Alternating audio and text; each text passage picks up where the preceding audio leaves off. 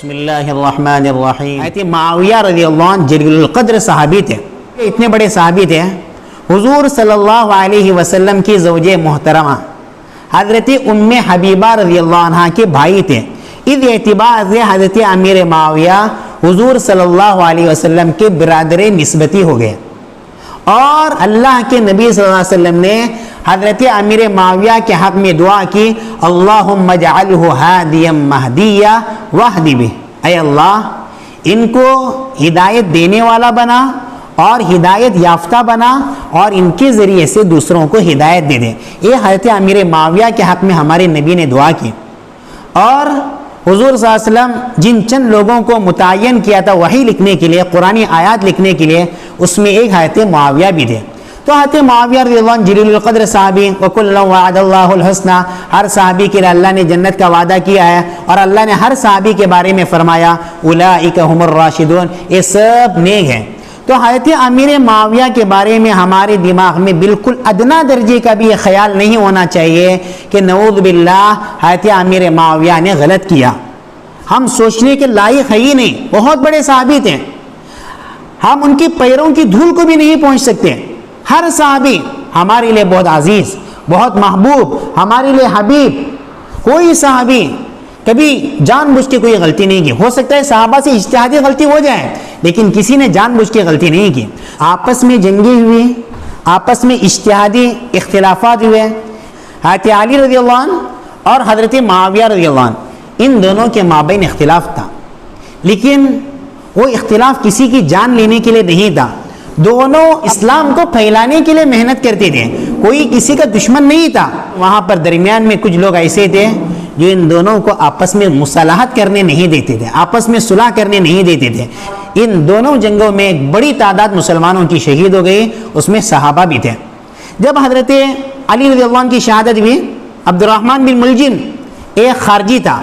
خارجی کو پسند نہیں تھا کہ جو حضرت علی زندہ رہے, حضرت معاویہ زندہ رہے, حضرت عمرو بن عاص زندہ رہے. انہوں نے سوچا, خارجیوں نے, اگر یہ لوگ دنیا میں زندہ رہیں گے پھر ہماری نہیں چلے گی, اسی لیے راتوں رات ان تینوں کو دنیا سے باہر نکالنا ہے, ان کو دنیا میں رہنے نہیں دینا ہے. تو مشورہ یہ ہوا دشمنوں کا کہ فجر کے لیے تینوں ایک ایک کے پیچھے پڑے. عبد الرحمن بن ملجم حضرت علی کے پیچھے پڑا, فجر کی نماز کے لیے آ رہے تھے, ان پہ کاری وار پڑا دشمن کا, حضرت علی رضی اللہ عنہ شہید ہوئے. حضرت عمرو بن عاص رضی اللہ عنہ اس دن فجر کے لیے مسجد میں نہیں گئے, کسی بیماری کی وجہ سے کسی دوسرے کو بھیجا تھا, تو یہ بچ گئے. اور حضرت امیر معاویہ رضی اللہ عنہ پر جس دشمن نے وار کیا وہ وار اوچھا پڑا, یہ زخمی ہو گئے, چند دن کے بعد ٹھیک ہو گئے. تو یہاں پر حضرت معاویہ رضی اللہ عنہ کی حکومت شروع ہو گئی اور حضرت علی کی طرف سے حضرت حسن رضی اللہ عنہ خلیفہ بنے. 6 مہینے حضرت حسن رضی اللہ عنہ خلیفہ رہے. یہ حضرت علی رضی اللہ عنہ کے فرزند تھے, بیٹے تھے.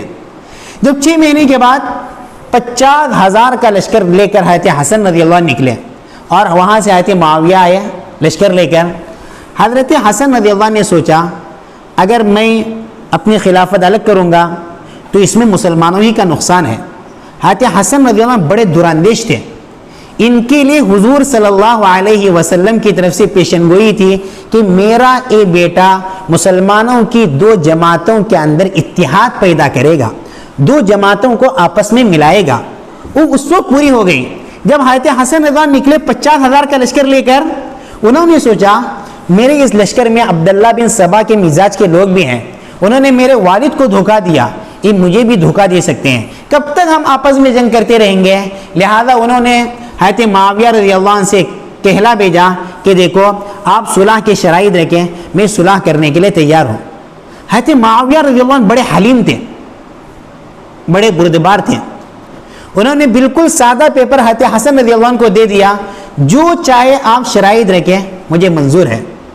تو حضرت حسن رضی اللہ عنہ نے صلح کے شرائط رکھے, حضرت معاویہ رضی اللہ عنہ نے منظور کیے. تو حضرت حسن رضی اللہ عنہ حضرت معاویہ کے حق میں خلافت سے دستبردار ہوئے. اس کے بعد جو حضرت معاویہ کا دور شروع ہوا ہے 20 سال تک انہوں نے خلافت کی. سن 40 ہجری میں حضرت علی کی شہادت ہوئی, اس کے بعد 6 مہینے حضرت حسن خلیفہ ہوئے. سن 41 ہجری سے 20 سال تک حضرت امیر معاویہ متفقہ خلیفہ رہے. اس زمانے میں انہوں نے ایسی جنگیں لڑی ہیں غیر مسلموں کے خلاف کہ بہت بڑے پیمانے پر غیر مسلم ممالک اسلام کے تحت آنے لگے اور اس سے مسلمانوں کو بہت فائدہ ہوا.